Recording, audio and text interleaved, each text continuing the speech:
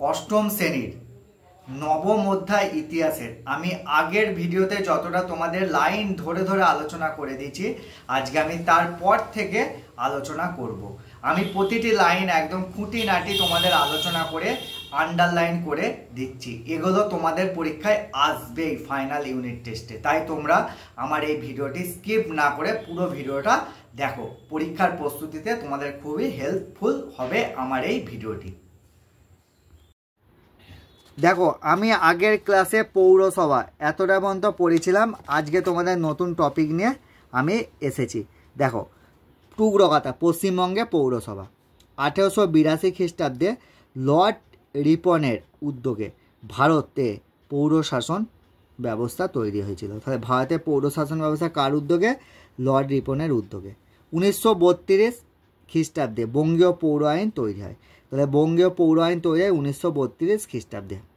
1947 খ্রিস্টাব্দের পর সেই আইন মোতাবেক পশ্চিমবঙ্গেও পৌরসভাগুলি পরিচালিত হতো। পরে 1993 খ্রিস্টাব্দে পৌরশাসন ব্যবস্থাকে আরও গণতান্ত্রিক করার উদ্দেশ্যে পশ্চিমবঙ্গ পৌর বিল তৈরি হয়েছিল। পরের বছর সেই বিলটি আইন হিসেবে কার্যকর হয়। ঠিক আছে, এখান থেকে তাহলে কার উদ্যোগে? 1882 সালে লর্ড রিপনের উদ্যোগে ভারতে পৌর শাসন ব্যবস্থা তৈরি হয়। বঙ্গীয় পৌর আইন তৈরি হয় 1932 সালে। এই দুটো কিন্তু খুবই গুরুত্বপূর্ণ। এবার দেখো, সামাজিক উন্নয়নে সংবিধানের ভূমিকা কি? ভারতের সংবিধানে নারী পুরুষের সমানাধিকারের কথা বলা হয়েছে, মানে নারী পুরুষের অধিকার সমান। তবুও নারী ও পুরুষকে সমাজে তোমার সমান চোখে দেখা হয় না। দৈনন্দিন জীবনে মেয়েরা পরিবারে ও সমাজে নানা অবহেলার শিকার হয়। জন্মানোর পর কন্যা সন্তানদের অবহেলা ও পীড়নের শিকার হতে হয়।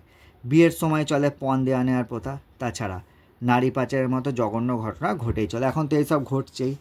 এবার দেখো, নারীদের বিরুদ্ধে ঘটে যাওয়া এইসব অমানবিক ঘটনা রুখতে নানা পরিকল্পনা নেওয়া হয়েছে। নারীদের অধিকারগুলিকে সুরক্ষিত করার জন্য বেশ কিছু আইনও বলবৎ করা হয়েছে। সেই আইনগুলি ভারতের সংবিধানের অন্তর্গত। দেখো, পাশাপাশি নারীদের শিক্ষার প্রসারের উপর জোর দেওয়া হয়েছে। শিক্ষার ক্ষেত্রে নারীদেরও পুরুষদের সমান সুযোগ সুবিধা দেওয়ার কথা বলা হয়েছে। এসবের মাধ্যমে নারীর সামাজিক ক্ষমতা বাড়ানোর উদ্যোগ তৈরি হয়েছে। 2005 খ্রিস্টাব্দে সংবিধানগতভাবে বলা হয়েছে যে জমি সম্পত্তির অধিকার রক্ষার ক্ষেত্রেও নারীদের পুরুষদের সমান অধিকার দিতে হবে। কত? 2005 খ্রিস্টাব্দে সংবিধানে বলা হয়েছে। এইটা থেকে তেমন পড়ে না, তবে যদি বলে সামাজিক উন্নয়নে সংবিধানের ভূমিকা, তাহলে এটা লিখবে। সচরাচর এটা আসে না। এর পরের টুকরো কথাটা দেখো, খুবই গুরুত্বপূর্ণ একটা দিয়ে। পারিবারিক হিংসারও দায় 2005। দেখো, পরিবার এবং সমাজে বাস করতে গিয়ে নারীদের নানা বঞ্চনা ও অত্যাচারের শিকার হতে হয়। সেসবের প্রতিকারের বিধানও ভারতের সংবিধান আছে। এমন একটি আইন হলো পারিবারিক হিংসারও দায় 2005 সালের। তাহলে পারিবারিক হিংসারও আইন কত সালে গড়ে উঠেছে? 2005 সালে। পরিবারের কোনো মহিলা যদি কোনো ঘটনায় নিপীড়নের শিকার হন, তাহলে তিনি এই আইনে সুরক্ষা পেতে পারেন। এই আইন মোতাবেক মেয়েরা অত্যাচারিত হলে সে বিষয়ে মুখ্য বিচার বিভাগীয় বিচারকের কাছে আবেদন জানাতে পারেন। তাছাড়া প্রতিটি জেলার সুরক্ষা আধিকারিক, এটা প্রোটেকশন অফিসারের কাছেও এ ব্যাপারে আবেদন করা যায়। সেক্ষেত্রে বিনামূল্যে আইনি সাহায্য পাওয়া যায়। পারিবারিক হিংসারোধ আইনের আওতায় অন্যান্য কতকগুলি বিষয় রয়েছে, যেমন মানসিক পীড়ন, অর্থনৈতিক পীড়ন ইত্যাদি।